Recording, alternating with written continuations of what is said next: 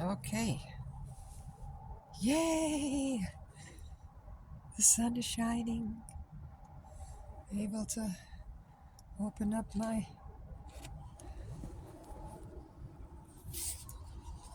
little bit of air out. Wow.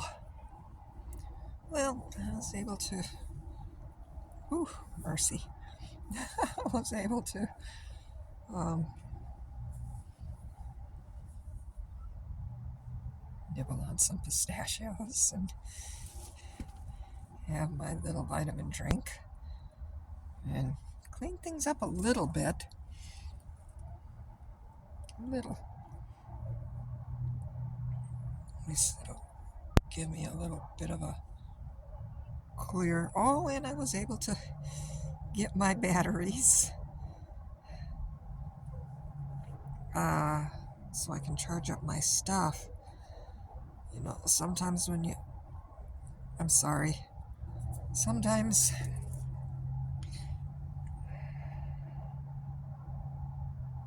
Being an emergency responder for myself. It's just like, it's interesting because I was completely prepared for keeping the tent pretty well enclosed for anything on the outside coming in.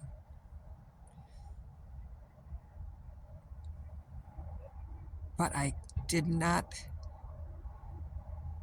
consider flooding from underneath because I had little diverting channels and tarps and like a couple of layers.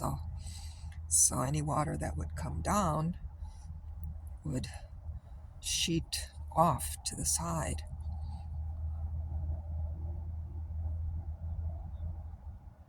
So I haven't been outside to take a look yet. I think I might be spending the day. Well, we'll see. I don't want to, but I'll probably be spending the day inside, just tending to things as best I can. Probably go out tomorrow to see what went wrong. Or if nothing went wrong and it's just the water soaking through the earth and flowing. Because the water underneath, I mean, it's like a sponge. It's completely saturated underneath or not the water, but the soil, the land that's on top of the tent tarp floor. It's completely saturated. It's like a sponge. Still, every time I step, it's like little pools come up. It's like, oh, geez. So anyway, and and I have to say, earlier in the fall, when I was talking to other people around here, if they've been, how they prepare for winters, if they ever gone through a winter before and everything.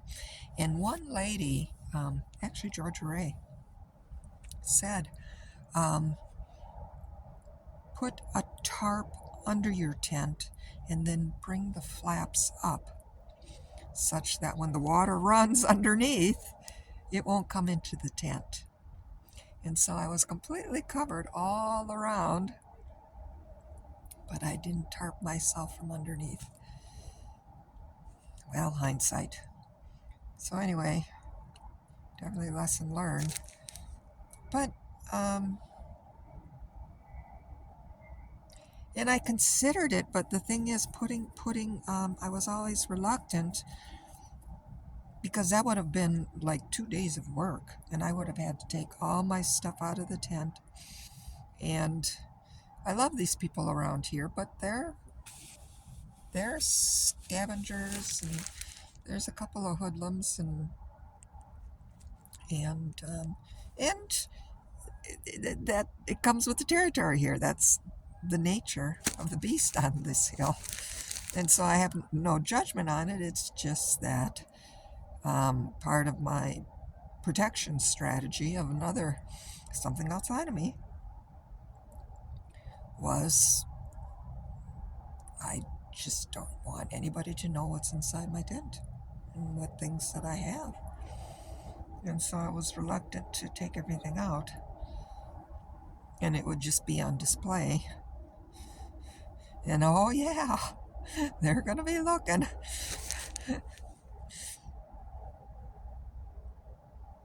Well, I made what I thought was the wisest choice at that time. And instead of putting the tarp under, what I did was I fortified the edge, and I put in little diversion troughs or drain here at the top of the hill to an extra tarp, not completely under, but just along the edge. Um, Doggone, that was just too much water. That was flood. It was just a flood. It was too much water, and I was doing fine it was like almost a 12-hour storm. I got up around 5:30. It was raining in the morning yesterday, and it rained all day. Didn't stop, nonstop. Moderately heavy, not super, super heavy, but moderately heavy, but for a long time. And by 4:30, everything was still dry, no problem. So it was working, but doggone it had that. But everything, I'm gonna go with the process. Um, you know, had the rain stopped around 4 o'clock instead of 5:30, 6, I would have been fine. But so it wasn't to me. But once again, I'm just going to. Now I know. Now I know. I will definitely take that precaution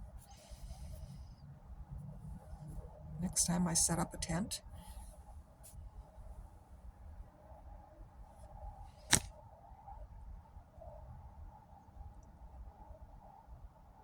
I'm learning. So anyway, it's about 11 in the morning, 11 a.m. And what a process. What a process. So 7:41. That's a good time. I'll check in a little later.